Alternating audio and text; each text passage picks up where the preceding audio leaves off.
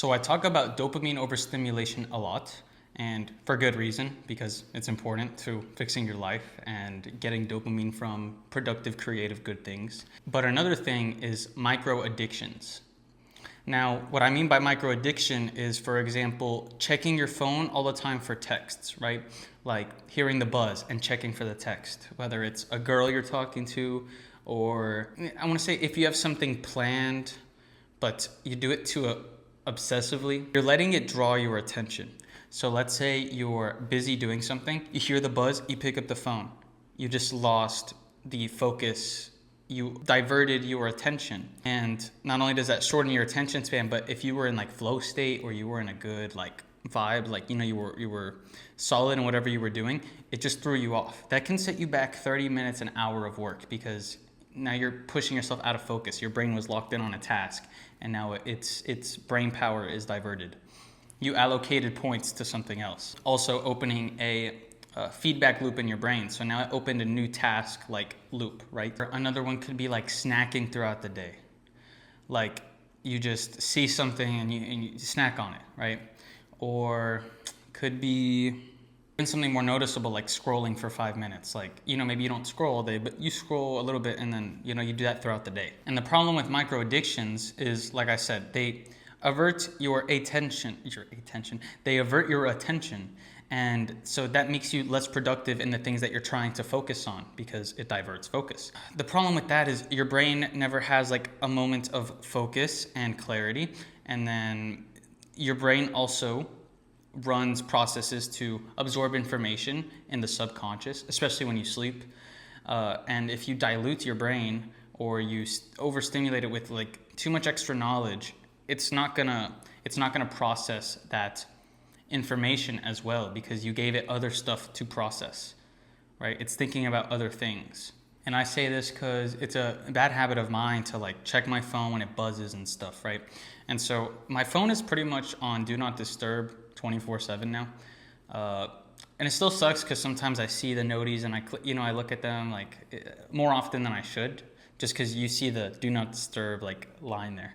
But I definitely check my phone a lot less than I used to.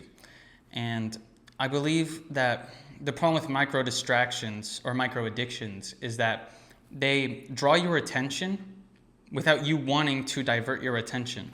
Like if you're locked in on something and your phone buzzes and you check it, you didn't want to check until you heard the buzz. And so that's the problem. It has control over you and your actions. So for me, it's like I want to check my phone when I want to check my phone, not whenever I get a notification, I need to see what it is. No, I'm doing my thing.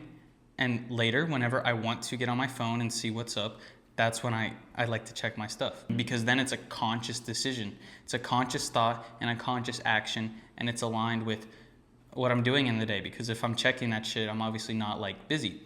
Or I have downtime or whatever it is. Maybe I've done everything for the day, right? And of course, if you're anticipating something, it's okay to check, but checking every time it buzzes, it's like check every, not even 10, like 20, 30 minutes, unless it's like gonna happen soon. But there's exceptions, but I'm talking on a day-to-day life. This is not always gonna be the case. And so you should learn to moderate how notifications affect your life and not let them run you. That's what they do, micro addictions. And when it comes to other things, same thing with like food. Like maybe you weren't hungry at all, but you saw the snack and now you want to eat, and then you eat, right? You're probably making yourself fatter. Most snacks are not very healthy, My pantry's empty. All I eat, right now I'm on a carnivore, so like, for me a snack is like 4 eggs, 6 eggs or something like that. Eat a stick of butter. No Diddy. But yeah, it's just little things that you can do to optimize your life that you don't think about. I guarantee you haven't thought about checking your messages, like how that's a bad thing, right? But diverts focus, diverts attention, gives your brain more useless shit to think about in the moment when it's trying to do something productive or, in a direction, right? Now it's trying to move in 2 different directions neurologically and like it's processing. Our brain is designed to move one task at a time and put all its focus into it. That's why I used to be able to multitask. For example, drive and be on my phone, right? And I could stay on the lane perfectly fine, like easy. And I don't know what else. I could text and talk at the exact same time. But I realized I can do that, but I can't focus on one thing for a prolonged period. I get distracted or I get bored or blah, blah, blah, right? Now, because I've cut off so much overstimulation in my life, and my life is pretty like narrow focused throughout times of the day. Like if I'm doing something, I'm doing something, right? And now I can't fucking drive and text. I can't do it. I mean, like I can, but I definitely go off the lane and a little bit, you know. I'm not as precise as I used to be.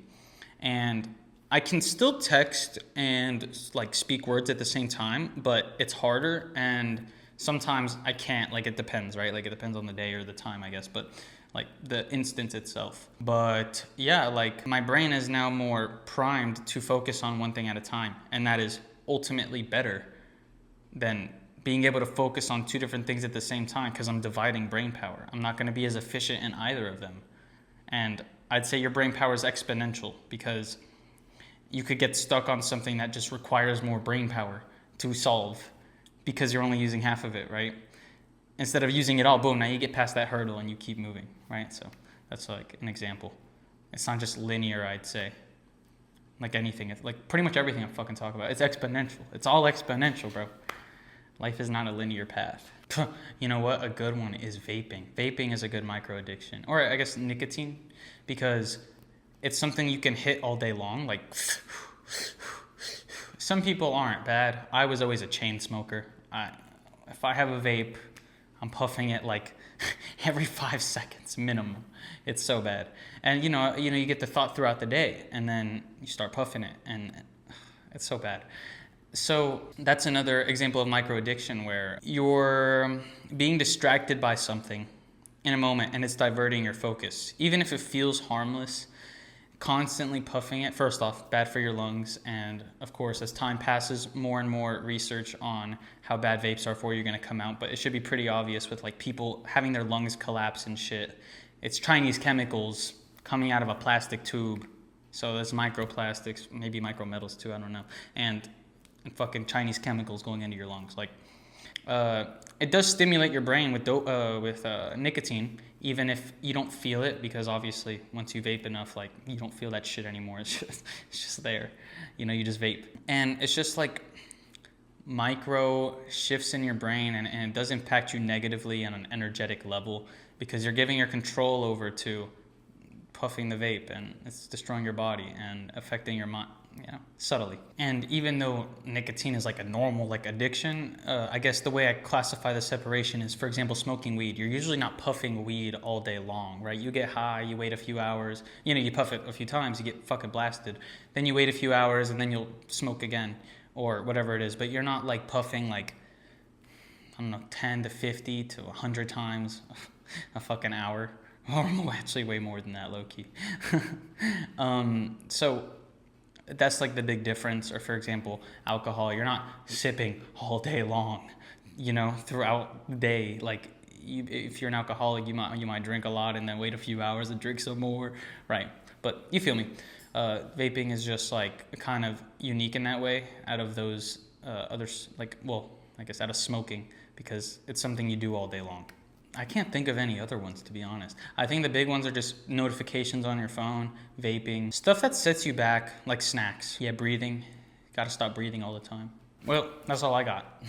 Thank you for watching. If I resonated with you in any way, shape, or form, I implore you to subscribe and turn on noties so you never miss a future upload.